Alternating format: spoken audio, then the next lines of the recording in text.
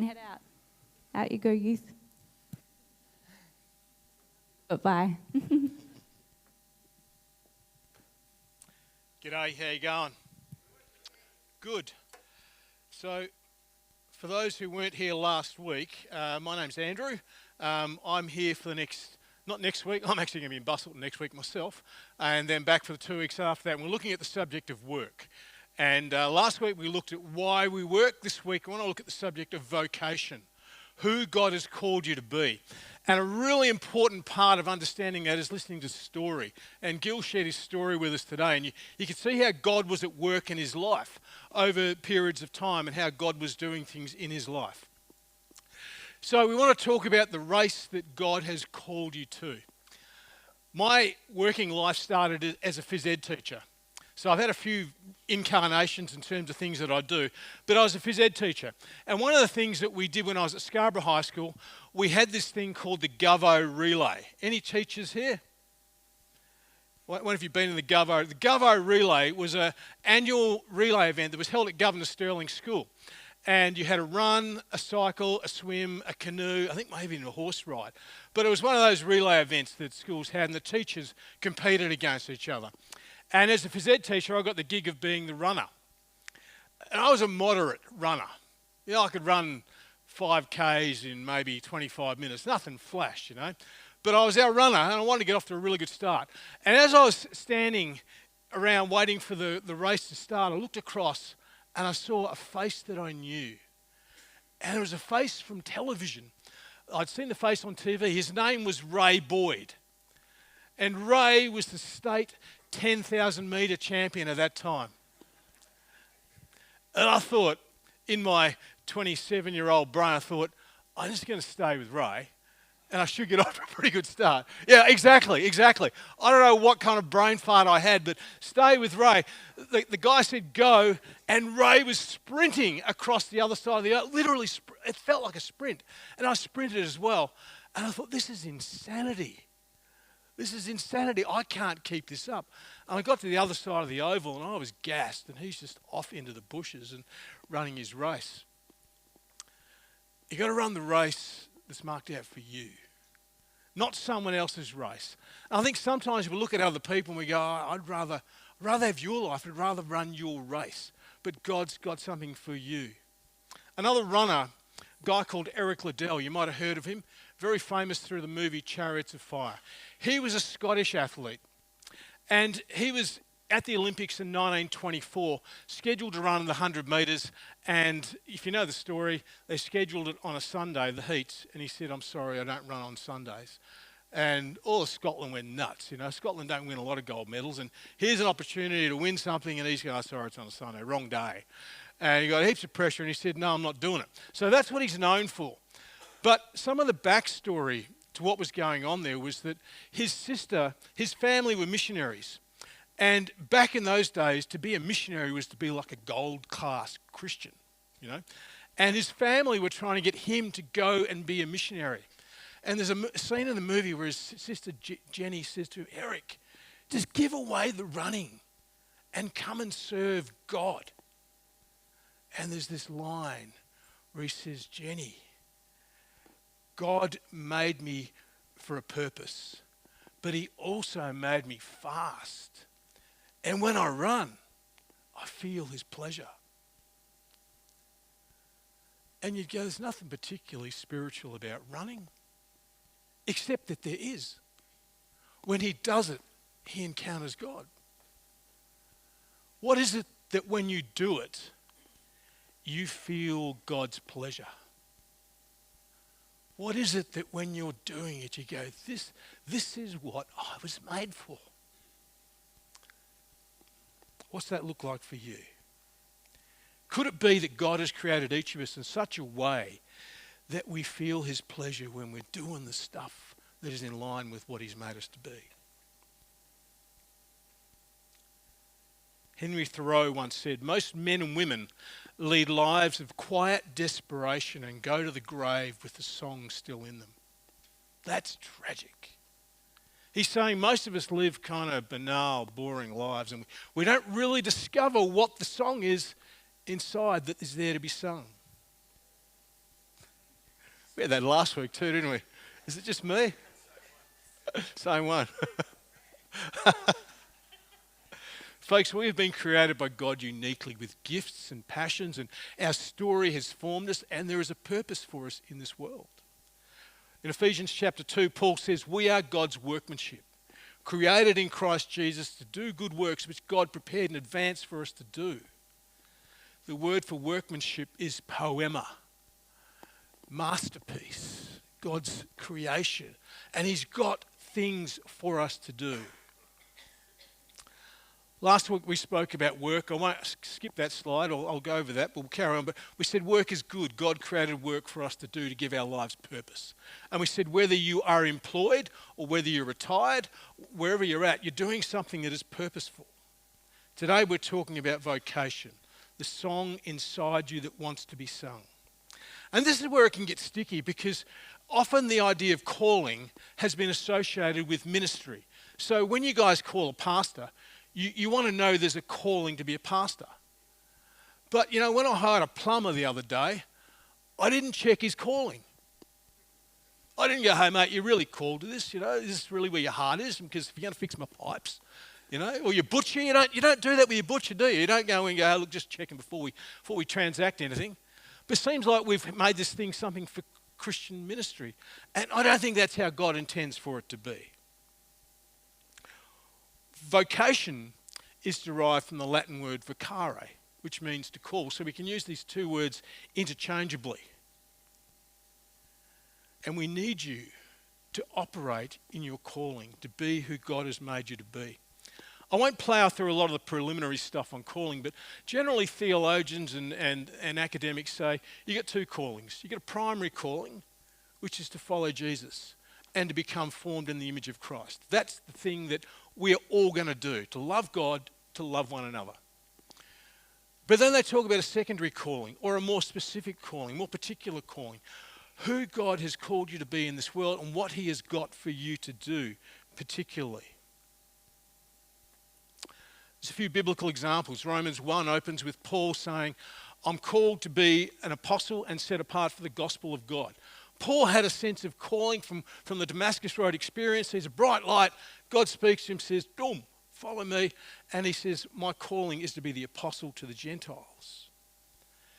The Old Testament, you know of Moses, sees a burning bush, and out of the bush comes a voice, says, go and set my people free. Pretty dramatic. You know, we hear of Esther, became queen for such a time as this. John the Baptist had a particular calling. He was like the curtain raiser to Jesus. Wasn't the main act. And Isaiah, Jonah, you know, we could go on. There are people who've had callings in the scriptures, and they're quite loud and quite dramatic and quite significant. When you think of calling in the Bible, typically you think of God's starting five. You think of the A-team, people of, you know, Moses, Paul, those kind of people get a calling. But what about the rest of us? Do we get a calling? Sometimes we expect calling to be dramatic. And sometimes it is, but I want to suggest to you today that calling is not always dramatic. Sometimes it's incremental. Sometimes it's very formative and takes a while to show up. Sometimes it's even ambiguous and you wonder, is this really who I am? You may have moments of revelation. And Gil shared some moments of revelation where you went, this is what God is saying to me. There are moments where you go, boom, I get it. That's what you want me for. Yeah, I started off as a phys ed teacher. I went to the Philippines on a mission trip and I thought, I'm going to be a missionary. Went to Bible college for a year, met a girl, got married and finished up as a youth pastor. And I thought, what was that missionary thing all about? I don't know. And then I went for a job at Les Moody Baptist to be the youth pastor. And I had a moment where someone said to me, one of the elders said, so Andrew, what's your calling? Just checking you've got one. And I said, I still remember the exact words I said. My calling is to communicate the Christian faith to ordinary Australian people in language they'll understand. And as I said that, I thought, that's what I was made for. Whether it's speaking, whether it's writing, I do a lot of writing, but to communicate the Christian faith, generally speaking, sometimes to Christians, but to a lot of non-Christian people in ways that make sense and they can understand. That was a moment of revelation. And my wife says, not everyone, it doesn't work like for everyone. Some people just got to get on and live their life and just love God and love others. And then 2 years ago, she sat down at the start of the year. She's 56 or something like that. And she's been around a while. And she's doing this prophetic insight thing at the start of the year. Prophetic journey that helps you kind of listen to what God might want to say to you. And she's gone through this process and she says, I think I want to go study clinical pastoral education and become a hospital chaplain. I said, oh, good. She said, I think my calling is to take people from pain to peace. I went, duh. Like, you've been doing that all your life. You've just put words around it now. What words would you put around the calling that God has put on your life? How would you describe it? Have you had a revelation? Are you able to articulate your calling easily? I asked some of my Facebook friends, what's your calling? Here's what some of them said. Tony Mick, I feel my calling is based on Isaiah 61. I'm a lawyer, so it's a very secular calling. I'm often in people's lives when they're going through a very messy time. I pray to provide guidance, peace and comfort. Joan Burgess, specialist cancer nurse supporting women in time of need. Dean Gallagher, as you probably know, some of you may know, Dean owns 5 Senses Coffee, minus to support mission. I know that guy as Sean Tobin, one of my old school students. I don't know how to pronounce that. I'm called to help people find connection, meaning, power, freedom and growth. I'm a teacher and theatre maker. And Stacey Simons was a woman I taught with, and she fosters newborn babies. Stacey's probably in her late 40s. She fosters newborn babies until they get handed on to another family. She said, that's what I do. It's pretty cool. People have a niche in the world. Luther once said, vocation is the mask of God. When we do what we're created for, we serve the world as God would. A book I read in preparation for this message is called You Have a Calling by a woman called Karen Swallow. And it's a very short book, but in it she says, we feel like we're in this great drama. Like she compares it to the Lord of the Rings. She says, we feel like we're in this great drama of the kingdom of God, and our job is to be Aragorn or Boromir or someone significant. He says, but the reality is that most of us are just hobbits. That's kind of uninspiring, isn't it, when you hear it? Hobbit. Okay, where's this going? I laughed. Look, maybe there's another Nelson Mandela sitting here or a Martin Luther King, but chances are there's not. Most of us live ordinary suburban lives. We need to pay the bills. We need to have a job. And that's okay. We still have a vocation. It really is okay to live an ordinary life, find your calling and your vocation in being a stay-at-home mum and a part-time cleaner. That is really cool. It's okay if your vocation is to work at the top level of a mining company as Gil did. Whatever it is, that's cool, wherever God's called you. If we're talking about this in a secular realm, we'd use probably a Venn diagram. We'd use 3 circles. And we talk about finding your vocation by looking at the things you're good at, what you love to do, and what the world needs. And, that's how we typically talk about vocation. But I want to move to a different story today. Second half of this message, I want to have a look at the story of Ruth. Because in Ruth's story, we're going to see how it's formed her and what it's done for her. Your story forms you. I grew up in Belfast, Northern Ireland. Came to Australia when I was 10 years old, 1974. So I grew up in the middle of a civil war. I learned to hate Catholics. That was what I was taught to do as a Protestant kid. But I come here and my world changes. But that was part of my story. It formed me. So to Ruth's story. Why Ruth? Because I remember as I was preparing this message, I felt like God took me to the book of Ruth and said, there's stuff here to see. Because Ruth's story it's an unusual story. It's quite an ordinary story. And maybe that's why he's taken us there. So the story opens telling us that it was the time of the judges. Actually, you can flick that down for a moment because that's probably a bit later in the story. Time of the Judges, very lawless, dark time in Israel's history. And that's the broad context of her life. There's a famine. Things are really, really hard for Ruth and her family. Not for Ruth. Things are really hard for Elimelech. The story begins with a guy called Elimelech who's dad. And he has a wife and 2 sons. A wife called Naomi, 2 sons. And Elimelech makes the decision that there's no food in Judah, we're going to go to Moab. So he leaves his country, packs up, goes to another country to look after his family. And it's a good call. You know, people need to eat. And what happens while they're there, in the space of a very short time, Elimelech dies. Naomi's now a widow. Then her 2 sons die. She's lost husband, 2 sons. She's left with 2 daughters-in-law. Her and 2 daughters-in-law who are from Moab. They're not Israelite people. And it's a pretty tragic time in her life. And this is where Ruth starts to appear. Ruth is one of those daughters-in-law. Verse 5 of this story, Naomi says, there's no husband, no sons. They're gone. There's just her and her 2 daughters. She's deep in grief. She's vulnerable. And then the word comes to her that God's provided food back in Judah. So she's going to go home. And it seems like the girls say, well, we'll come with you, Mum. You know, kind of mother-in-law thing. Girls are going to go with her. But in this process, Naomi says, actually, no. No. You girls stay here. Get remarried. Have a life. Get on with it. I'll be okay.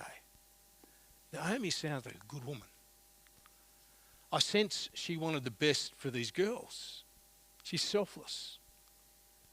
And I sense maybe Naomi had a deep connection with Ruth because of what happens next. They go, and they start to go with her, and she says, no, don't come with me. Stay. Then Ruth makes a decision. We talk about making decisions at different points in our lives that are significant. She makes a decision based on conviction. She says, no, listen to me. She says, don't urge me to leave you or to turn back from you. You probably know these words. Where you go, I will go. Where you stay, I will stay.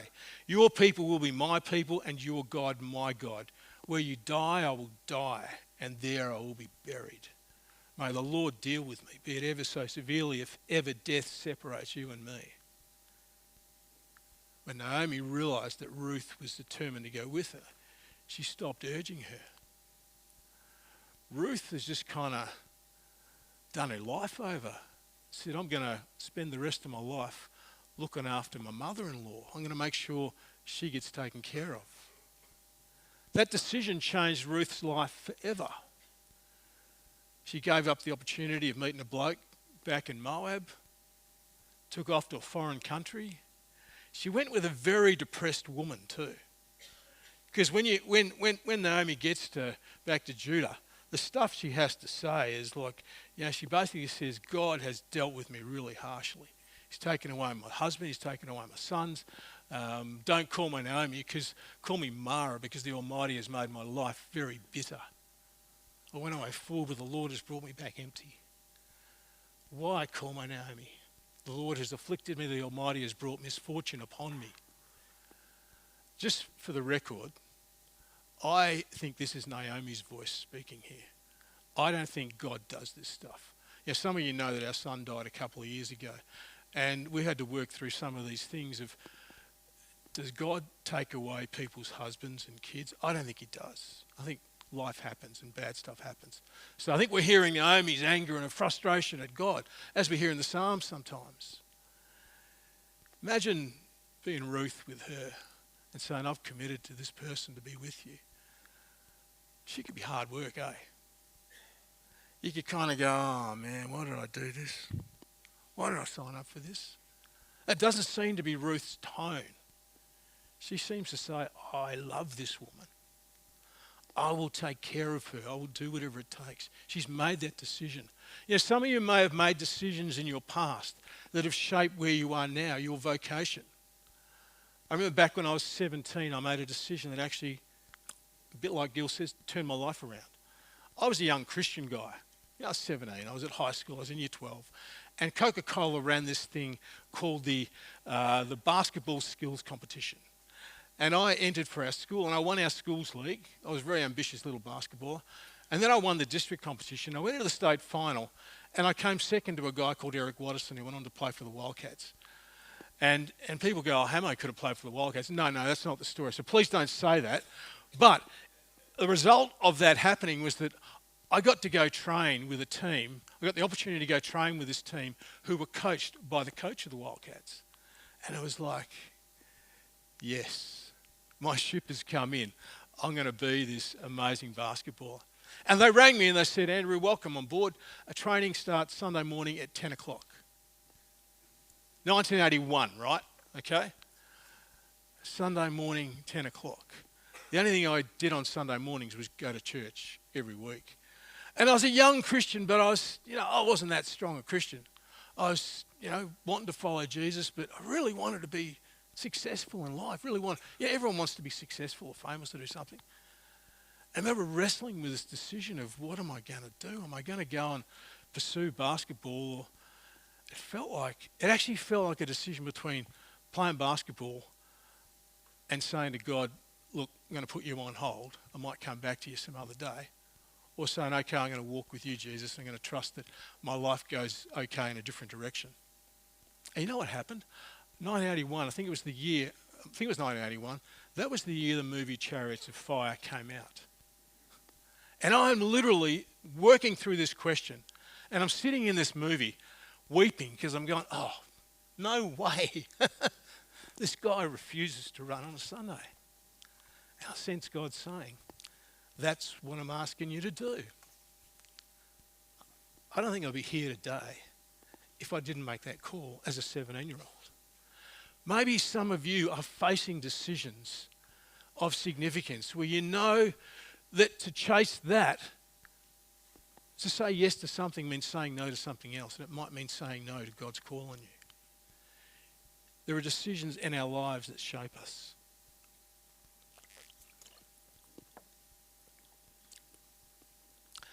I don't have time to rummage through the whole Ruth story, but Ruth takes it on herself once they get to Judah to go and glean for food. Basically, she goes to a field and she goes around picking scraps up so they can look after each other and feed themselves. Along the way, she meets this guy called Boaz, who's a relative of Ruth's, a relative of Naomi's, who owns the land. He's an older bloke, he's respected, and he says, look, stay close to me, I'll look after you. He's heard that she's a good woman. She's actually looked out for her mother-in-law. She says, I will take care of you. This is affirmation for the decision Ruth's made. People have seen her actions, the word's got around, she's the real deal. And this is Ruth's story taking shape. But if I was to say to you that, Ruth's calling in life is to look after her mother-in-law, if that was your calling, how would you feel? Would you maybe feel a little bit ripped off? Sorry, that's what I would feel, to be really blunt. I had big aspirations for my life. And you want me to look after an older woman and make sure she's taken care of. Is that enough? I think part of the reason this story is there is because that is enough. It is enough to care for another person. It's enough not to have your name in lights. It's enough to do the thing that God has called you to do. When Ruth was caring for Naomi, God was smiling. She was feeling his pleasure. She ends up marrying Boaz, bloke twice her age. Probably wasn't her plan when she was in high school, but here she is now, she's married to this guy. And she has a kid to him. This wasn't the direction she thought her life would go. But this is where God has taken her. And maybe some of you look at your lives and you go, I did not think I was going to finish up here. I didn't think I was going to be a retic bloke. Crikey. When people saw me walking around with a Bunnings bag, they'd laugh because I was not the DIY guy. But it worked out in a different way. Maybe God has you doing something and you're not even aware of it. I was, just after Sam died, we were due to go, we'd literally been talking with Margaret River Baptist Church about doing some interim work down there. And on the day they voted for us to come, he drowned. So that got put on hold. Danelle's pastoral clinical education got put on hold. And it's been a little bit of a messy 2 years as we sort of figure life out again. And I was saying to God the other day, this is probably going back a few months now, I was saying, what the heck am I doing now? I mean, what do you want me to do? Like when I had the irrigation business, I'd go into people's homes regularly. I'd get to know people in the community. I've never been a full-time pastor. I've always been a part-time pastor, intentionally, because I enjoy that work in the community. I said, I'm fixing people's caravans in my street. I'm putting diesel heaters into them in my street. What the heck is going on? And, I had this sense in my head that said, you're in your street. Look up. I don't know if you're a task-focused person, but I am. Like when I'm going to put a diesel heater in a caravan, I'm putting a diesel heater in a caravan. And I'm a very busy man, don't disturb me, like that. When I heard God say, you're in your street, look up. You know how many people walk up and down our street who live in the street? You know how often my neighbour's out the front? When I was working on a van, literally, this is really weird. A guy backed his car up. He said, you're a pastor, right? I said, well, I used to be, yeah. He goes, Yanshep Church? I said, yeah. He said, where? I said, school. He said, when does it meet? I go, why are you asking me this? He said, because I want to come. How often does that happen? Not very often. I walk my dog and I meet people. And one of the things that I've been doing since 2017 is I take a photo of the beach every day. And I have an Instagram page. And it's got 12,000 followers now, which is really weird. My Facebook has. But I walk the street and people know me and I don't know them. I met Mick, the metal detector, the other day. Oh, you're Andrew taking... Yeah, Mick. And Steve, who comes from Forestfield to go fishing over there. And I started to get to know people in my street and in my community because I'm just doing the stuff that I do. And God said, look up, Andrew. Look up. Don't just fit diesel heaters. Don't just walk your dog. Don't just take photos. Look up and see what's around you. What does it mean for you to look up and see what's around you? What is your story pointing towards? How has God formed you over your life? How have the events of your life and the significant decisions you've made shaped you? Who's been a significant influence in your life? I think Ruth went with Naomi because she loved her. I think she'd seen a good woman. Someone who's wise, selfless. Go home, don't come with me. She loved her. Who has been an influence in your life like that? When I think about my own influence, there was a guy called John Smith, very boring name. But back in the 80s and 90s, he was a Methodist pastor's kid, and he wanted to reach Australian people with the gospel, and he said, I'm going to start a ministry to outlaw motorcycle gangs. So he started this thing called the God Squad. And Smithy was just this outrageous missionary in Australia.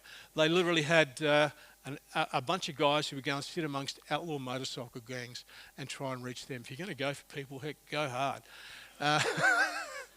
Smithy's dead now, but that was a guy who inspired me because he wanted to connect with Australian people. And I loved listening to him and I loved hearing his thinking. Who has influenced you?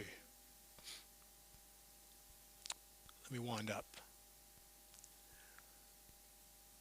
What is the race that you are running? What is your calling? Who has God made you to be? Yeah, I went to the gym the other day and there's this guy there and he walks around like this. He's really big and he does this because he can. This is how he looks. He's that big. And he sat down at the lap machine and I've gone up to use the machine and I see him there and I can do about half a stack and I'm feeling pretty good about that. I see him pulling the whole stack with one arm. I go, you're kidding. One arm, the whole stack. Then he stops and he goes and takes off the extra 20 kilo plate that he put on there and he puts it back. And I go, oh. And there's that moment of going, why am I not him? Why am I not Ray Boyd? Why am I not him? Because I'm me. And God's got stuff for me to do that's my size. God's got stuff for you to do that is fitted to who you are. Too often we compare up and feel like we're let down. I really hope today as you reflect on that story of Ruth, your story has formed you, your decisions form you, people form you. You start to come to grips with who is it I've been made to be in this world. Let me pray. Father, most of us here really are hobbits. We're ordinary people living ordinary lives. And yet we just know those little fellas, the little hobbits were courageous, loyal, brave, smart. There was stuff for them to do. Father, as pray as we reflect on our lives today, as we reflect on the work you've given us to do and who you've called us to be, that we'd have some clarity around that. We'd see where you're moving and be able to keep going with you in that direction. Help us to get our heads up and see what you're calling us to. In your name, amen.